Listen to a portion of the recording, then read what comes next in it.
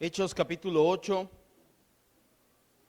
como bien le decían hace un momento, es el capítulo que estamos escudriñando. Todavía nos faltan algunas predicaciones más para terminar, algún par de enseñanzas más para terminar este capítulo.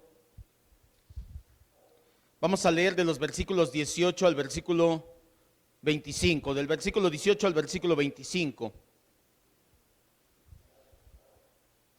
Disponga su vida para ser instruido en la palabra del Señor. Hechos 8, 18 al 25. Cuando vio Simón que por la imposición de las manos de los apóstoles se daba el Espíritu Santo, les ofreció dinero a los apóstoles y les dijo: denme también a mí ese poder para que cualquiera a quien yo impusiere las manos reciba al Espíritu Santo.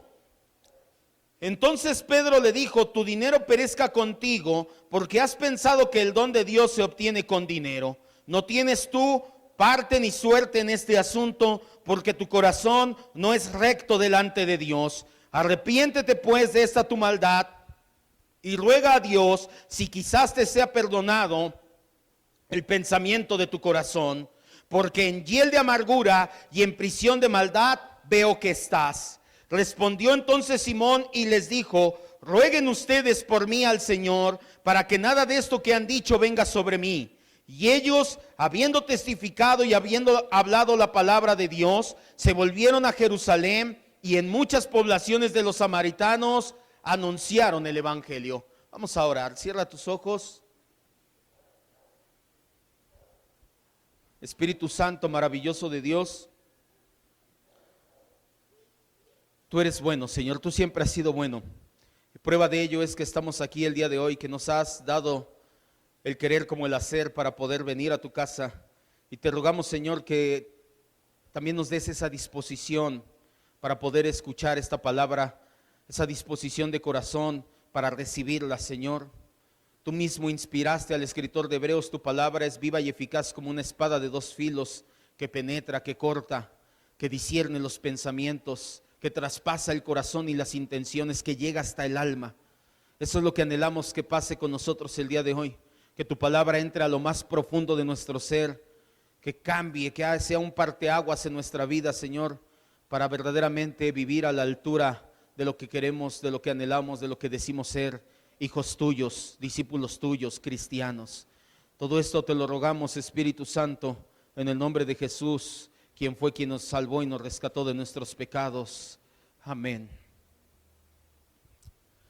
El primer mártir de la iglesia cristiana fue Esteban, el diácono.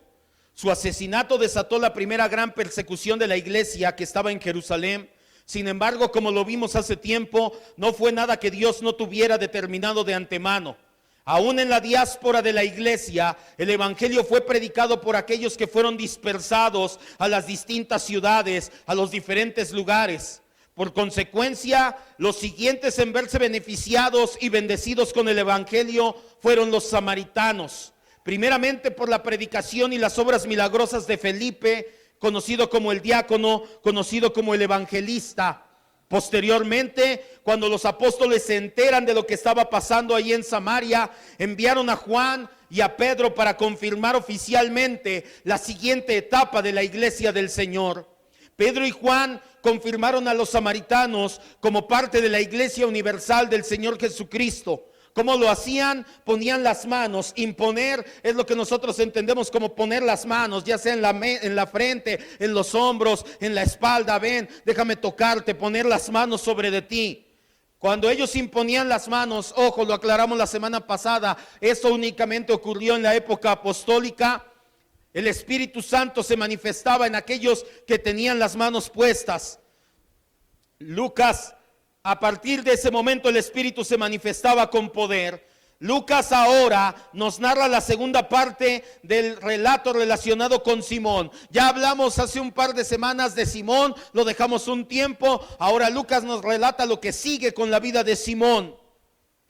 Simón es un contraste directo con el don del Espíritu Santo dado por Dios a los samaritanos, Lucas lo hace nuevamente. Hace tiempo, cuando escudriñamos el capítulo 5, Lucas hábilmente primero puso de manifiesto a sus lectores el poder de Dios contrastado con la malvada influencia de Satanás. ¿Qué hizo Lucas? Antes de escribir el capítulo 5, nos habla de Bernabé y nos dice que el poder de Dios estaba fuerte en él, que se levantó y ofrendó, y después nos habla de Ananías y Zafira y cómo el diablo llenó su corazón. Lo hace Lucas hábilmente para poner en contra, o para que podamos ver la magnificencia de Dios. Por un lado, la maravilla de Dios; por otro, cómo Satanás se opone. Aquí nuevamente lo hace Lucas. Primero nos habla de cómo los apóstoles predican en Samaria, levanta el poder de Dios, pero ahora nos habla de cómo hay oposición por parte de Simón el mago.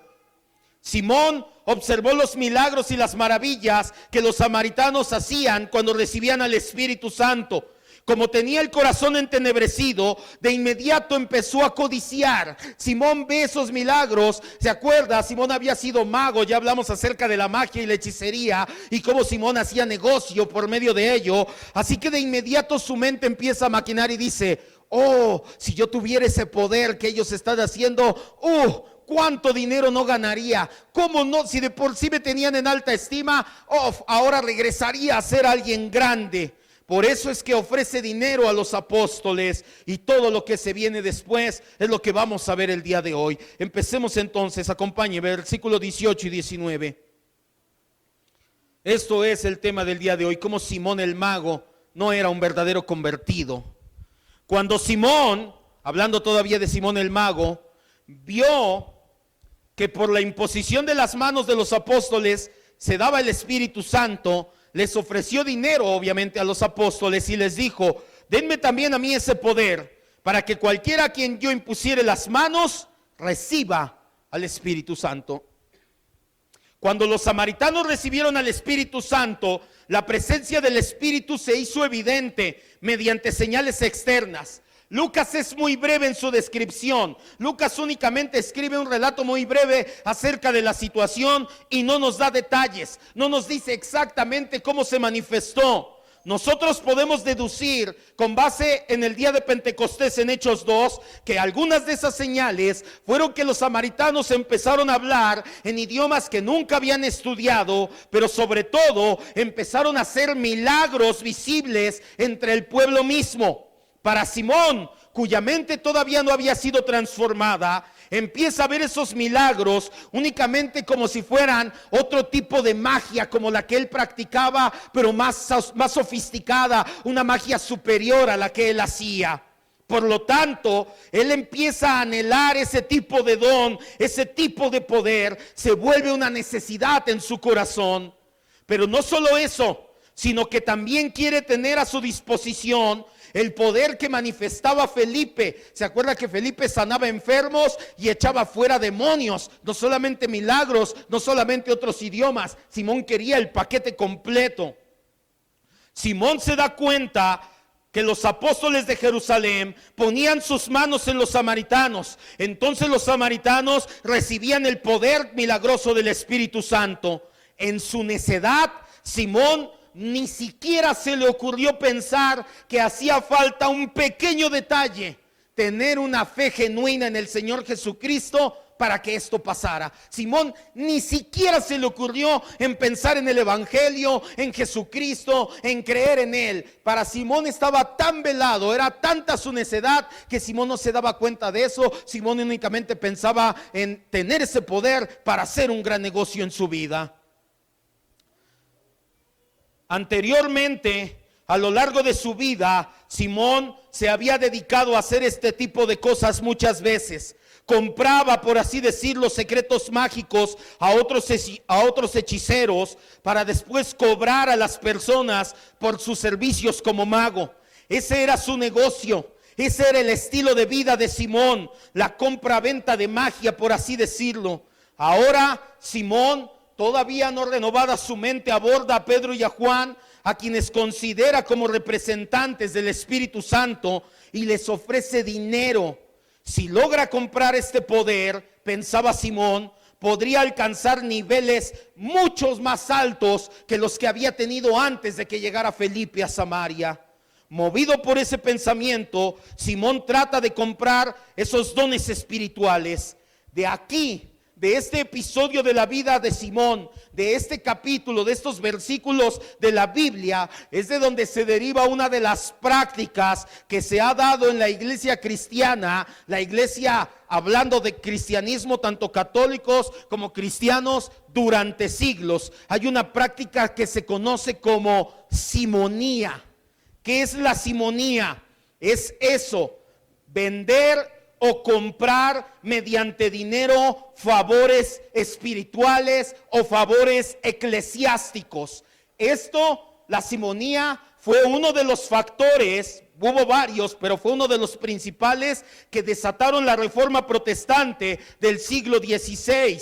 En esa época, la venta de privilegios religiosos se volvió una práctica común en la iglesia católica romana. Usted lo sabe, se lo he explicado varias veces. Nosotros venimos de la reforma protestante, compartimos los primeros 500 años de historia con el catolicismo, pero llegó un momento en que el catolicismo, como todas las religiones, empezó a tener situaciones en su haber, hasta que en el siglo XVI, en el año 1517, definitivamente Martín Lutero dice: nos separamos. Él quería reformar la iglesia, volverla a su forma original, pero el Papa León X y los subsecuentes papas dijeron no, no y no. Por eso es que de ahí salimos los protestantes, que de hecho ni siquiera tiene que ver eso, el nombre protestante, con que protestaran por esto. Ya después le explicaré, ya cuando terminemos confesión de fe, creo que vamos a seguir con historia de la iglesia, ahí nos vamos a adentrar más a fondo. ¿Qué era lo que pasaba?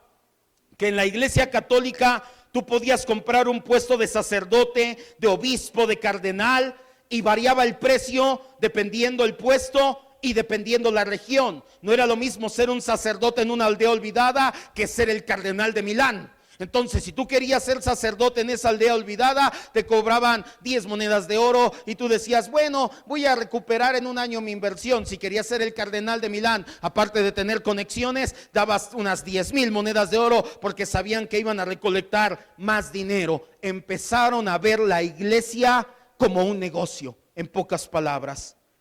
Fue tanto el desagrado de Martín Lutero que el 31 de octubre de 1517 colocó en las puertas de la iglesia de Wittenberg su más famosa obra, las 95 tesis, en las cuales él hablaba en contra de todo este tipo de prácticas como las indulgencias. Esa fue la chispa que incendió y que hizo que ardiera en llamas toda Europa. Hay por ahí un libro, El legado de la reforma protestante, de, no me acuerdo cómo, César Vidal. Si tiene la ocasión de leerlo, hágalo y se dará cuenta. Usted dirá: ¿y eso qué?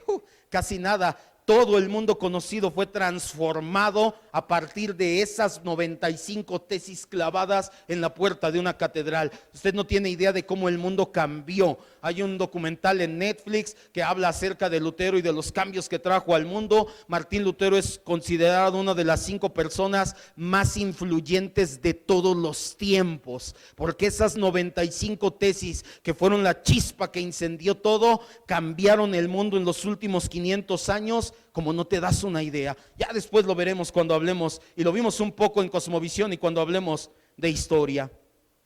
Antes de asombrarnos y de tronar la boca y decir: ay, esos católicos, no te asombres de ellos. Debemos de saber que también lamentablemente entre cristianos evangélicos se da esta nefasta práctica. He sabido de personas que ponen a la venta sus iglesias. Pastor, ¿tú eres pastor? Sí. Oye, en esa iglesia somos como 30, más o menos sale tanto de diezmos y de ofrendas. Dame tantos miles, y en un año ya recuperaste tu inversión, y si la trabajas bien, esa iglesia crece y ganas más. ¿Eso qué es? Ver la iglesia como un negocio. Ven la iglesia como un negocio. Muchos no están enterados de ellos, pero lo que sí están enterados la mayoría, la forma de hacer negocio más común son las conferencias donde cobran. Pero conferencias no hablando acerca de que nos vamos a reunir para entender y para escudriñar y para que me enseñen la Biblia. Obviamente te tienen que cobrar en una conferencia porque tienes que pagar la renta del local, tienes que pagarle a los panelistas el viaje, el hospedaje, y ellos mismos viven de eso. Se les da una ofrenda, un sueldo. Me estoy refiriendo específicamente a las conferencias donde supuestamente serás impartido con poder. Te dicen, ven, vamos a hacer una cruzada, una conferencia, te vamos a impartir con poder. Y obviamente no te cobran el costo que debería de ser. Te cobran 10, 20 o hasta 30 veces más el costo que debería de ser. Y si no me crees, entra y busca en la página de Guillermo Maldonado, de Benny Hinn y de Cash Luna. Son los 3 personajes en el mundo cristiano evangélico que más lo hacen. Cada año tienen su CAP, su conferencia apostólica profética de poder, en donde dicen, ven, aquí vas a salir lleno de poder, pero obviamente págame antes. Eso es el simonismo. Cuando Simón, de aquí viene el simonismo, ofreció dinero a Pedro y a Juan, no estaba tratando de sobornarle o de pagarles honorarios para que fueran socios. No, él creía que podía comprar la investidura sacerdotal de la misma manera que se hacía en las religiones paganas de su época. En la primera mitad del siglo I, que es la época en que estamos leyendo, las religiones paganas hacían eso. Vendían sus investiduras, decían, aquí está mi investidura sacerdotal, te la paso a ti, te la vendo y ahora tú eres el que puedes ofrecer y oficiar ahí. En otras palabras, Simón estaba tan ciego espiritualmente que pensaba que podía ser la religión cristiana era lo mismo que las demás religiones paganas. Por ello podemos llegar a la conclusión de que Simón tenía la finalidad de ser un líder en la iglesia samaritana, con autoridad como tenían los apóstoles.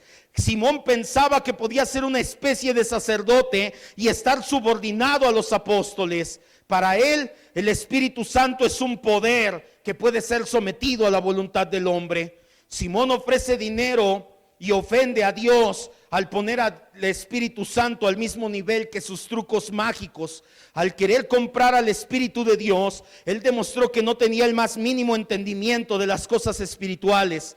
No se da cuenta que los apóstoles poseían ese poder para glorificar a Dios, no para su beneficio propio. Él quiere ese poder para beneficio propio, no para glorificar a Dios. Y aquí solamente quiero, para aquellos que de una u otra manera servimos al Señor, quiero que escuches esto, amado hermano, sobre todo los varones que están conmigo aprendiendo para el pastorado, o aquellos que tengan en su corazón o de una u otra manera sirvan al Señor. Hazte la siguiente pregunta: ¿tú haces las cosas para la gloria de Dios o estás esperando algún beneficio? Y no te estoy hablando nada más de dinero. Mucha gente hace las cosas por el beneficio de ser visto, de ser reconocido, de ser aplaudido, de que le den las gracias. Haz esa pregunta en tu corazón: ¿haces las cosas para la gloria de Dios o estás esperando algún beneficio? Dependiendo de la respuesta, vas a saber dónde está tu corazón. Versículo 20, regresa ahí mismo, versículo 20.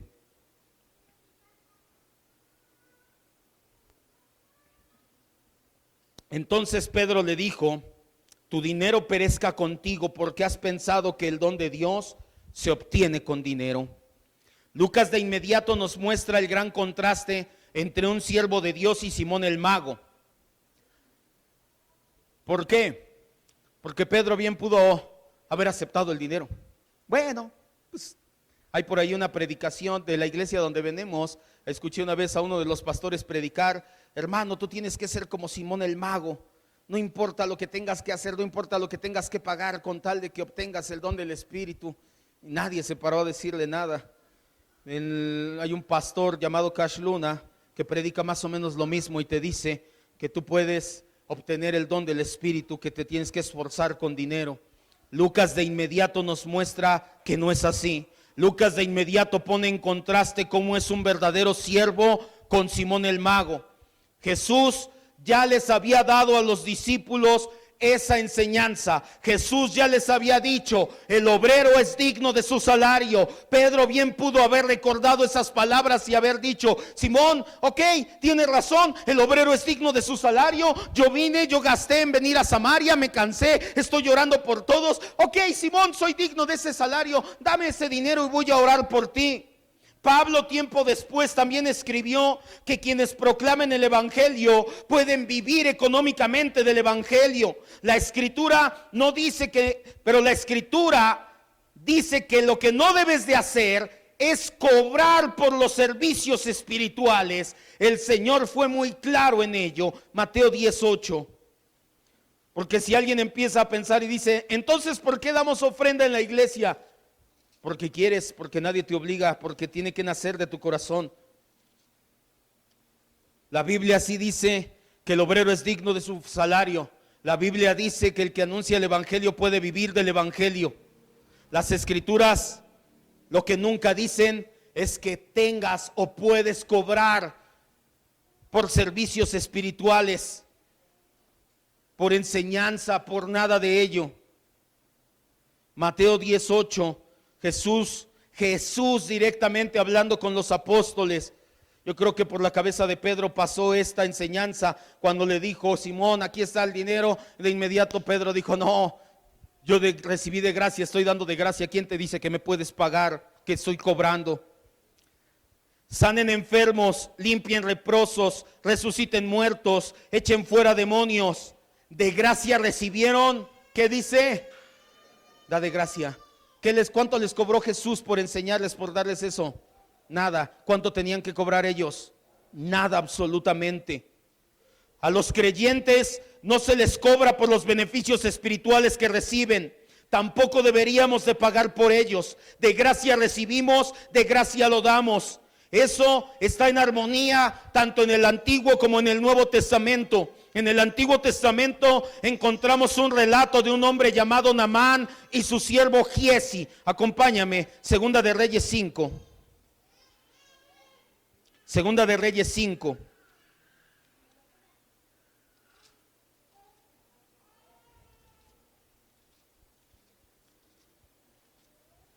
La Biblia no nos dice que puedes cobrar por los servicios espirituales. Si alguien quiere dar, por eso le llamamos ofrenda voluntaria.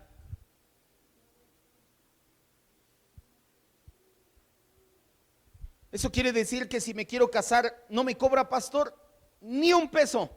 Pero no te caso si no eres miembro activo. Y los 15 años de Lupita, ¿son miembros los papás? Y Lupita, no puedo. ¿Pero qué le pasa a Lupita? No sé. ¿Qué es lo que quiere? 15 años. Segunda de Reyes, ¿ya ves cómo?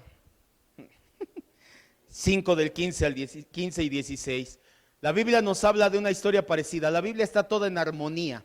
Desde el Antiguo Testamento encontramos que no se cobra por los favores espirituales. Segunda de Reyes 5, 15 y 16 dice: volvió el varón de Dios y él y toda su compañía y se puso delante de él y le dijo: he aquí ahora conozco que no hay Dios en toda la tierra sino en Israel. Te ruego que recibas algún presente de tu siervo. Pero él le dijo: vive Jehová en cuya presencia estoy, que no lo aceptaré. Y le instaba que aceptara alguna cosa, pero él no quiso. ¿De quién habla aquí? De Eliseo. ¿Qué pasó? Veme para que entiendas el contexto. Naamán era general del rey de Siria. Naamán tenía una peculiaridad, era leproso. Los sirios habían invadido Israel y se habían llevado gente de Israel a su país. Entre ellos una muchachita que servía de criada en la casa de Naamán. Esa muchachita le dijo: Señor, allá en mi país, en Israel, hay un profeta de Dios, tiene poder, llamado Eliseo. Yo creo que él te puede curar.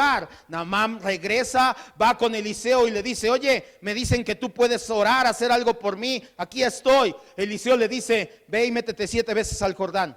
Ya.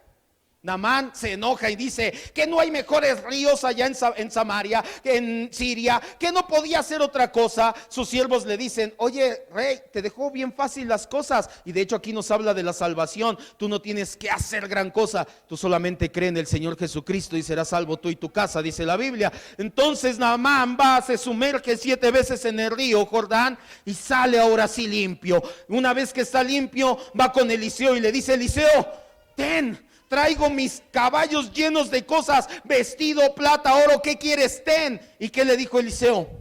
No cobro, quédate tú, vive Jehová y vive mi alma, que no voy a recibir nada tuyo. Pero ¿qué pasó después? Acompáñame ahora al 23, versículos 23 en adelante. Su criado Giesi, el siervo de Eliseo tenía un criado llamado Giesi. Él dijo: es mucha lana la que está dejando ir Eliseo. Pues él no cobra, pero yo sí. Y mira lo que pasó. Dijo Naamán, alcanzó Giezi el criado a Naamán y le dijo: oye, ¿qué crees? Dice mi señor que sí le mandes algo. Y le dijo Naamán: te ruego que tomes 2 talentos. Y le insistió y ató los talentos de plata en 2 bolsas y 2 vestidos nuevos, y lo puso todo a cuesta de 2 de sus criados para que lo llevaran delante de él. Hasta le dio comitiva para que llevara el dinero y los vestidos. Así que llegó a un lugar secreto y tomó de mano de ellos y lo guardó en su casa. Luego mandó los hombres que se fueran. Y Giezi entró y se puso delante de su señor. Y Eliseo le dijo: ¿de dónde vienes, Giezi? ¿A quién le preguntaron antes esto? ¿A quién? No, ¿de dónde vienes? De rodear la tierra. ¿Quién le preguntó a quién? ¿Sí? ¿Dios a quién? A Satanás. ¿Ha leído Job 1? Le dice: ¿de dónde vienes? De rodear la tierra. ¿Has visto a mi siervo Job? Te habla de qué. ¿Qué había en el corazón de Giezi? No venía nada bueno. Por eso es que Eliseo se da cuenta y le dice: ¿de dónde vienes, Giezi? Y le dijo: tu siervo no ha ido a ninguna parte. Satanás es mentiroso y padre de mentira. ¿Venía de ninguna parte? No, le estaba mintiendo. Acababa de ir a cobrar. A lo mejor si Giezi le dice: ¿qué crees, señor? Es que mira, tenemos gastos y esto. Pero le miente arteramente. Entonces Eliseo le dijo: ¿no estaba también allí mi corazón cuando el hombre volvió de su carro a recibirte? Es tiempo de tomar plata y de tomar vestidos, olivares, viñas, ovejas, bueyes, siervos y siervas. Cuando habla de tomar, está hablando de cobrar por el servicio. Por tanto, la lepra de Naamán se te pasará a ti, se te pegará a ti y a tu descendencia para siempre. Y salió delante de él leproso, blanco como la nieve. Por cobrar le llegó la lepra. Tanto en el Antiguo como en el Nuevo Testamento te das cuenta que no se cobra por los servicios espirituales. A los creyentes no se les cobra por los beneficios espirituales que reciben. Tampoco deberían de pagar por ellos. De gracia recibimos, damos de gracia. Esto está en armonía entre el Antiguo y en el Nuevo Testamento. De la misma manera que Giezi, Simón piensa en obtener ganancias materiales por medio de favores espirituales. Por eso es que escucha la maldición que pronuncia el apóstol Pedro. Regrese ahí a Hechos 8. Versículo 20. ¿Cuál es la maldición que le dice Pedro? Tu dinero perezca contigo, porque has pensado que el don de Dios se obtiene con dinero.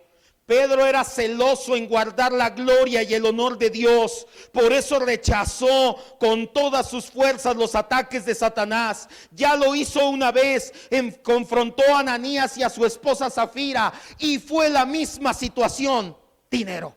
Ananías, ¿en cuánto vendiste el terreno? En tanto. Muere ahí. Zafira, ¿en cuánto vendiste el terreno? En tanto. Muere ahí. Pedro era celoso en guardar el honor de Dios. La maldición que Pedro le dice a la luz del Antiguo Testamento, Pedro, porque, bueno, ahorita lo vamos a ver. Pedro lo que le estaba diciendo cuando le dice: tu dinero perezca contigo, Pedro le estaba hablando acerca de su futuro espiritual. Pedro, a la luz del Antiguo Testamento, en el Antiguo Testamento los hebreos utilizaban este tipo de maldición para decirle: tú y tu dinero, tú y tus cosas vayan al Seol, vayan al infierno. Te vas a morir con tus cosas y te vas a ir con tus cosas al Seol o al infierno. Con esto queda descartada la frívola y necia interpretación, por eso le decía hace un momento, de Cash Luna. Cash Luna por ahí tiene un video donde habla acerca de este pasaje de la Biblia y te dice que Pedro se quedó engolosinado con lo de Ananías y Zafira, y que como vio que Ananías y Zafira cayeron muertos, por eso entonces en ese momento dijo: tu dinero perezca contigo, perece, que perezcas. Quería, dice él, que quería matarlos así como murieron Ananías y Zafira. Que Pedro no entendía que estaba bien que le dieran dinero, y que Pedro entonces bla, bla, bla, bla, bla, bla, torcer la escritura para sacarle dinero a la gente. No me imagino cómo han de ver rasurado ese día las pobres ovejas o los pobres cabritos de ese lugar. Esa no es la interpretación, obviamente. Cash Luna saca de contexto la escritura, la aísla del contexto histórico porque favorece a sus negocios, que es la forma en que él ve el cristianismo. El pecado de Simón era que consideraba al Espíritu de Dios en términos monetarios. Simón pensaba que el dinero era la máxima importancia en su vida. Simón era un idólatra. Él amaba más al dinero que al Señor. Versículo 21. ¿Cómo sabemos que no era la interpretación que le da Cash Luna? Porque todavía continúa Pedro y le dice: no tienes tu parte ni suerte en este asunto, porque tu corazón no es recto delante de Dios. Con esta frase, no tienes parte ni suerte, Pedro de un solo golpe está excluyendo a Simón de la comunidad cristiana. Está diciéndole: no tienes parte, no tienes suerte, no eres parte de nuestra comunidad, no eres parte de la iglesia. ¿Cómo lo sabemos? Las dos palabras, la palabra parte viene del griego meris, significa porción, apunta al compañerismo. Cuando Pedro le dice no tienes parte, le dice no hay compañerismo entre nosotros y tú, no creas que somos lo mismo, pero tú estás medio equivocadito. No hay compañerismo. Cuando le dice suerte, del griego kleros, que significa cargo, te está hablando de un sentido de posesión. Primero le dice no tienes parte, no hay compañerismo y no tienes suerte, no tienes nada aquí. Es lo que le estaba diciendo. Este dicho de Pedro es un modismo que viene de los hebreos, es un hebraísmo bien conocido por los levitas. ¿Por qué por los levitas? Dios instituye 12 tribus en Israel, pero una tribu, la tribu de los levitas, se iba a dedicar exclusivamente al servicio del Señor. Ellos no iban a poder tener una tierra, ellos no iban a poder sembrar, ellos no iban a poder hacer negocios con rebaños y animales. Ellos únicamente se iban a dedicar a las cosas del Señor. Ellos no tenían parte ni herencia con los demás hermanos suyos. Por eso es que Pedro utiliza este dicho y les dice: no tienen parte ni herencia con nosotros como sus hermanos. De hecho, la tribu de los levitas apunta hacia la iglesia cristiana, a los ministros ordenados que deben de separarse de todo aquello para dedicarse exclusivamente a las cosas del Señor. Pedro utiliza esta frase basado en Isaías 57:6. Acompáñame.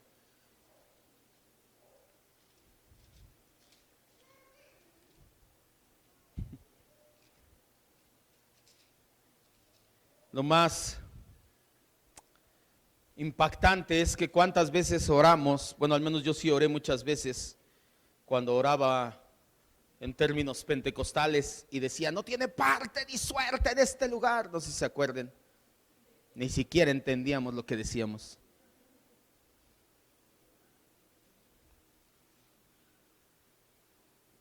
Muchos pensaban, yo creo que igual que yo, no tiene parte, o sea, no está con nosotros ni suerte, o sea que ni de suerte va a llegar a estar acá. Y no, estaba diciendo no hay compañerismo, no tienes herencia, eres harina de otro costal, le diríamos aquí. Si Pedro hubiera utilizado hebraísmos mexicanos, le hubiera dicho: Simón, tú eres harina de otro costal, tú no estás con nosotros. Pero ¿por qué le dice así? Porque en Isaías 57:6 el Señor utiliza esta frase para referirse al pueblo de Israel como que será cortado. Ya lo tenemos. Isaías 57:6 dice: en las piedras lisas del valle está tu parte, ellas son tu suerte, a ellas derramaste libación y ofreciste presente. No habré de castigar estas cosas. ¿Cuáles son las piedras lisas del valle? Que los hebreos habían apostatado y tomaban rocas grandes, las tallaban hasta que quedaban lisas y ahí ofrecían sus sacrificios a los dioses paganos. Por eso es que Dios les dice: ¿quieres esos dioses? Ahí está tu parte, ahí está tu suerte, ahí quédate con ellos. Conmigo, les dice el Señor, ya no. Y se nota después por el juicio que trae a ellos. Con esto nos damos cuenta de que Simón está completamente descalificado para recibir el Espíritu Santo, para ser maestro del Evangelio. Más claro no puede ser. Pedro está afirmando el hecho de que Simón no puede formar parte de la obra. Simón no puede enseñar, Simón no está capacitado para predicar el evangelio de Cristo. Pedro, con gran discernimiento espiritual, también alcanza a ver lo que hay en el corazón de Simón. Regrese ahí mismo a Hechos 8. Por eso te digo que esa interpretación de Cash Luna, a lo mucho, vale nada. ¿Por qué? Porque Pedro tenía tanta comunión con el Espíritu Santo que se dio cuenta inmediatamente de lo que había en el corazón de Simón.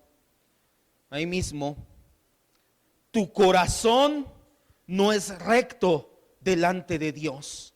En realidad, Pedro estaba citando un salmo.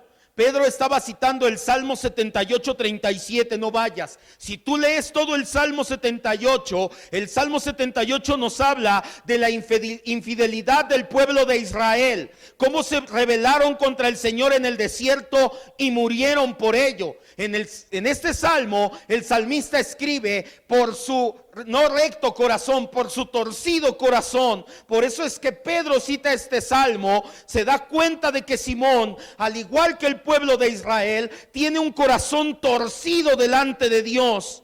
Pedro mira el corazón y la vida de Simón. Pedro sabe que espiritualmente no está sirviendo a Dios, sino a él mismo. Solamente hay un camino para cambiar la condición de Simón. Ese camino es el arrepentimiento. Esto significa que la anterior confesión de Simón no valía nada. ¿Se acuerda que lo vimos la semana antepasada? Llegó Felipe a Samaria y Simón hasta se bautizó. Pues Simón solamente fue un pagano remojado. Por eso es que Pedro le dice: veo tu corazón ni siquiera es recto delante de Dios, estás torcido, arrepiéntete mejor. Versículos 22 y 23. Pedro le da la única salida posible. Arrepiéntete pues de esta tu maldad y ruega a Dios si quizás te sea perdonado el pensamiento de tu corazón. Nuevamente Pedro le enseña que alcanza a ver su corazón, porque en hiel de amargura y en prisión de maldad veo que estás. Muchos han tenido una pregunta, basado tal vez en lo que vieron con Cash Luna, o sí muy válida. ¿Por qué no cayó muerto Simón por su agravio? ¿Se acuerda que Ananías y Zafira hicieron lo mismo? Vendieron su terreno, vieron que era mucho dinero, nos quedamos una parte y lo demás lo llevamos a los apóstoles. Los apóstoles ven y dicen: oye, estás haciendo una tranza, ¿cómo crees? ¿Por qué le mientes al Espíritu Santo? ¿Por qué lo tientas? En ese momento cae muerto uno, 3 horas después su esposa. ¿Por qué con Simón el mago no siguió el mismo patrón el Señor de muerte? Porque Pedro no entendía, como dice Cash Luna, no, para nada, porque hay un pequeño gran detalle en la vida de Ananías y Zafira y se lo enseñé. La iglesia, la pureza, la unidad en la iglesia y la pureza estaba en peligro ese día. Si la gente se daba cuenta que permitían ese tipo de cosas, ¿qué iba a pasar? Todo mundo lo iba a hacer. Por eso es que en ese momento dijo: no, en ese momento no estaba en peligro como lo estuvo esa vez la unidad de la iglesia. Ahora sí, entonces, Pedro se da cuenta que no es necesaria una situación tan grotesca como la de Ananías y Zafira, y él le da, ojo, y también Ananías y Zafira les dio la oportunidad de arrepentirse, ¿sí se acuerda? ¿En cuánto vendiste? No, sí fue en eso. Cayó. ¿En cuánto la vendiste? Les dio la oportunidad de arrepentirse y no la tomaron. Con Simón le da la misma oportunidad. Dice ahí, nuevamente vamos a leerlo: arrepiéntete pues de esta tu maldad y ruega a Dios. Pedro le da a Simón la oportunidad de arrepentirse. Le dice que no solamente tenga remordimiento, que tenga fruto de lo que está haciendo, de un cambio de vida, que le pida el perdón al Señor. Pedro le dice cómo dirigirse al Señor para pedir perdón por sus pecados. La recomendación es arrepentirse y pedirle que quite sus pecados. Pedro le dice: quizás te sea perdonado el pensamiento de tu corazón. Cuando le dice quizás, no se refiere a que a lo mejor Dios tiene algo de poder, a ver si Dios puede hacerlo. más bien se está refiriendo a él, a Ananías. Quizás tu arrepentimiento sea verdadero, Ananías, y ahora sí te perdone, de Simón, y ahora sí te perdonen tus pecados. Continúa Pedro y le dice: porque en hiel de amargura y en prisión de maldad veo que estás. Nuevamente aquí Pedro toma un pasaje del Antiguo Testamento cuando Moisés le advierte a Israel de no adorar otros dioses. Deuteronomio 29:18. Se da cuenta cómo está conectado el Nuevo Testamento y el Antiguo Testamento, y cómo Pedro y todos los participantes del libro de Hechos conocían la Biblia perfectamente. No me digan que son grandes hombres de Dios si no conocen la Biblia perfectamente. Y ojo, saberte citas de memoria no significa que conoces la Biblia. Si no sabes su contexto, no conoces la Biblia. Tú no puedes nada más decir: todo lo puedo en Cristo que me fortalece, Filipenses 4:13. Ah, ya vi que te la sabes de memoria. ¿Y cuál es su contexto? ¿A qué se refiere Pablo? ¿A que todo lo puedo en Cristo que me fortalece? Si así tú te sabes las citas, no estás aprendiendo nada de la Biblia. Deuteronomio 29:18. Es importante aprender la cita, y tan importante es saber el contexto en el cual está esa cita, a qué se refiere, para darle una correcta aplicación e interpretación.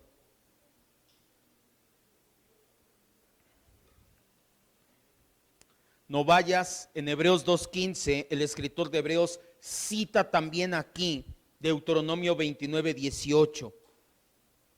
Ya lo tenemos, dice así: no sea que haya entre ustedes, Moisés primero les da una advertencia: no sean idólatras, no hagan lo mismo que los otros pueblos. ¿Por qué? Porque no sea que haya entre ustedes varón o mujer o familia o tribu cuyo corazón se aparte hoy de Jehová nuestro Dios para ir a servir a los dioses de esas naciones. ¿Y qué pasaría? Pues ¿qué pasaría? No sea que haya en medio de ustedes, esto es lo que pasaría, raíz que produzca hiel y amargura. La palabra ajenjo es lo que significa algo amargo, que te amarga la boca y el vientre. Moisés les dice estas palabras al pueblo de Israel en un contexto muy específico. Moisés les dice: tomen una decisión, sigan al Señor o sigan a los otros dioses. Si siguen al Señor habrá bendición, si siguen a los otros dioses va a brotar raíz de amargura en sus corazones.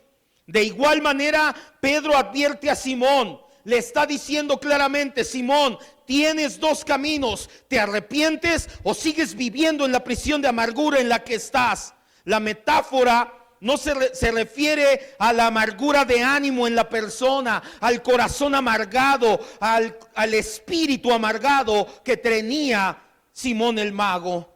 Versículos 24 y 25. Regrese ahí, Hechos 8.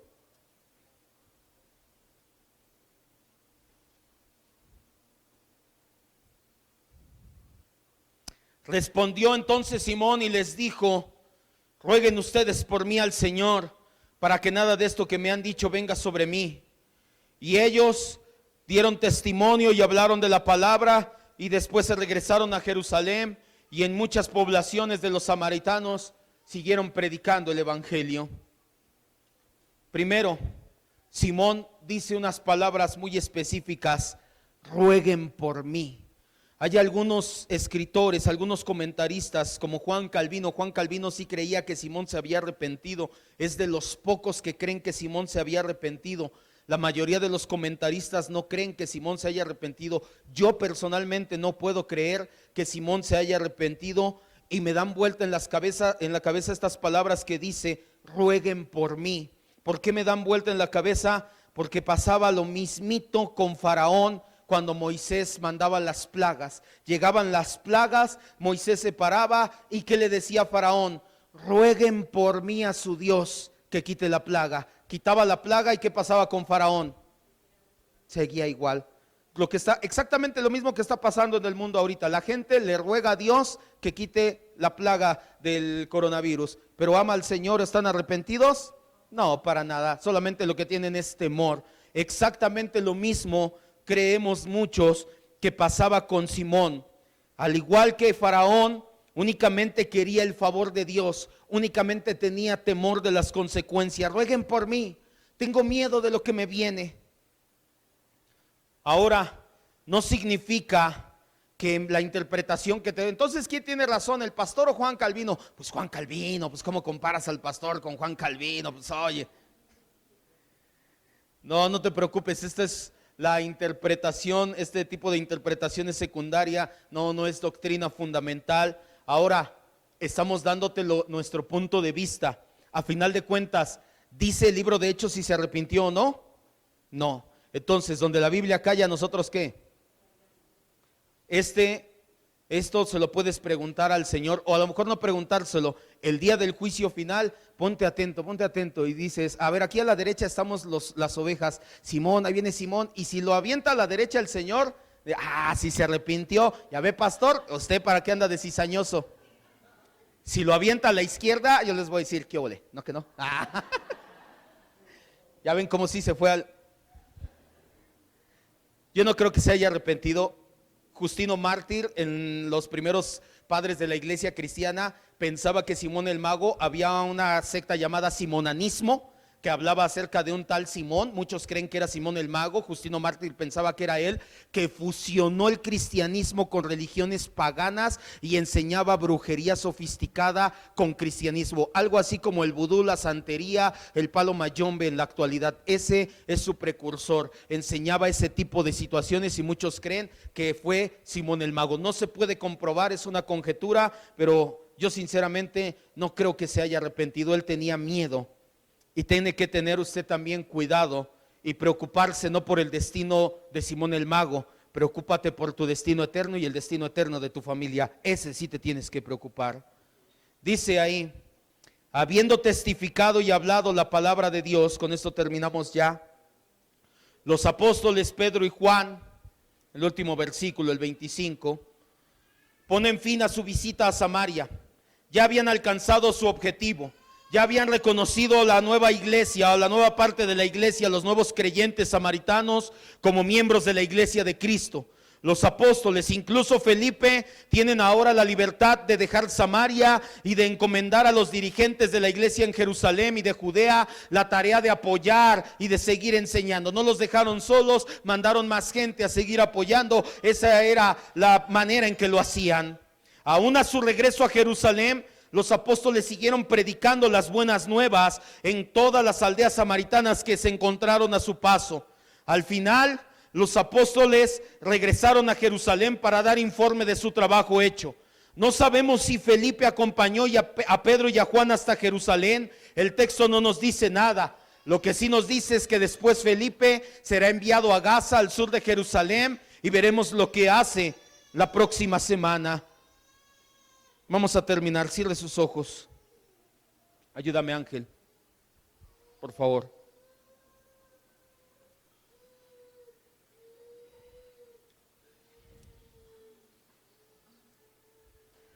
Quiero que cierre sus ojos y vamos a llevarnos esto, los últimos 3 minutos ya, a nuestra casa. Quiero que se lleve esto en su mente, en su corazón. Ya escudriñamos todo el pasaje. Esto es predicación expositiva, escudriñar qué nos dice la Biblia, no qué pienso yo. Pero no tiene caso irnos así nada más si no le damos una aplicación práctica a nuestras vidas para poderla poner por obra. La aplicación práctica que le quiero dar el día de hoy, tal vez otras personas encontrarán otra aplicación. Yo quiero llevarte a la aplicación del día de hoy por medio obviamente de la vida de Simón. Ya te lo dije hace un momento, no era un convertido, al menos no. Ya esa disputa terminará en el cielo, ya te lo dije, pero al menos no era un convertido cuando se bautizó. Cuando Felipe llegó a Samaria la primera vez, no era un convertido. Eso sí no te debe de quedar la menor duda. A pesar de que escuchó el evangelio, a pesar de que vio milagros, a pesar de que bajó a las aguas y se bautizó, no era un creyente genuino y verdadero. Su corazón no fue renovado, no hubo regeneración, nunca reconoció su pecado. Únicamente lo vio como la nueva religión, como lo de moda, como lo que está llegando, lo sofisticado. Nunca pensó en arrepentirse de sus pecados. Nunca pensó siquiera que su estilo de vida ofendía a Dios, donde llegó al grado de ofender al Espíritu Santo y pensar, pues yo puedo pagar por tener esto. No cambió su corazón para nada, seguía viendo lo espiritual como un negocio. Por eso te lo puedo decir con toda certeza, al menos su primera conversión, por así decirlo, no fue genuina. Que esto nos ponga a pensar, que esto nos ponga a reflexionar sobre nuestro estilo de vida, sobre nuestra conversión, sobre nuestro caminar espiritual. Si verdaderamente somos discípulos, si verdaderamente somos cristianos, si verdaderamente estamos arrepentidos de nuestros pecados, o seguimos viendo la vida tal y cual la veíamos antes, pero con Cristo como un accesorio más. Cristo no va a ser un accesorio en tu vida. O Cristo es toda tu vida, no lo más importante, tu vida misma. O es Cristo o no tienes cristianismo. Cristo no comparte su gloria con nadie. Cristo no comparte tu corazón con nadie. Cristo no comparte su majestad con nadie. No puede hacerlo. Es el Rey de Reyes y Señor de Señores. No va a compartir tu corazón con tu estilo de vida pasado ahí. No. O es tu Señor y Salvador, o no es nada en tu vida. Si tú solamente lo quieres como Salvador, como aquel que te salve de tus pecados y que te dé una vida bonita y tranquila, no es el cristianismo bíblico. El cristianismo bíblico te dice: Cristo te salvó, pero Cristo también es Señor de tu vida. Cristo de hecho ahora es tu vida misma. Medita, analiza profundamente tu corazón. Nadie más que tú mismo lo puede hacer. Por eso el salmista le dice al Señor: examina mi corazón, examina el corazón mío, Señor. Examínate tu corazón. Dile al Señor: examina mi vida y mi corazón, Señor. No quiero que seas un accesorio más en mi vida. No quiero ser solamente como Felipe, un cristiano, como Simón, un cristiano de oídas. Muchos en la actualidad se encuentran como Simón el mago. Creen que son cristianos, pero sus vidas dicen lo contrario. Solamente los verdaderos discípulos, aquellos enseñables y corregibles, pueden ser llamados cristianos, creyentes genuinos. Seamos prudentes y examinemos hoy nuestra vida. No sea que haya hiel de amargura en nuestro corazón en lugar del fruto del Espíritu Santo. Cierre sus ojos y hágalo. No se espere a llegar a su casa. No se espere y diga: qué predicación o qué cosas está diciendo el pastor. Hágalo realmente. Examine su vida y su corazón, y entonces haga lo que aconsejó Pedro a Simón el mago: arrepiéntete y pídele al Señor que no te tenga en esa prisión de hiel, de amargura, de maldad. Pídele al Señor un corazón recto, no un corazón torcido como el que hemos tenido muchas veces, Señor. Que seas el Salvador de nuestras vidas es maravilloso, pero también queremos que seas el Señor de nuestras vidas. Ya lo entendimos hace un par de semanas.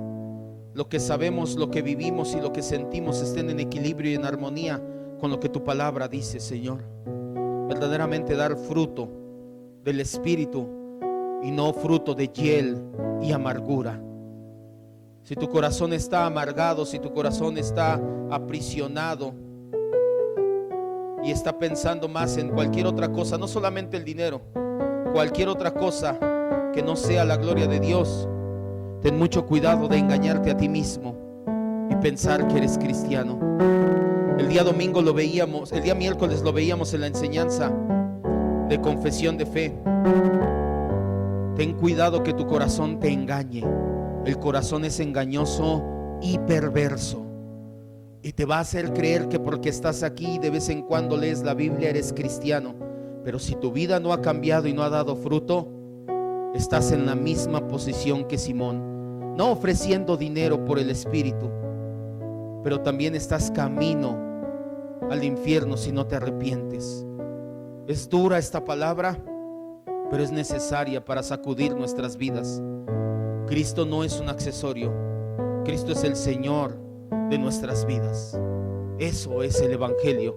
Eso es el cristianismo. Padre bendito, te damos gracias porque enviaste a tu Hijo Jesucristo a morir en la cruz para perdón de nuestros pecados. Eso ya lo entendimos perfectamente, y si alguien no lo ha entendido, Señor, Muéstrale que por sí mismo no alcanzaría nunca a llegar a Dios, que por sí mismo es pecador apartado de tu gloria.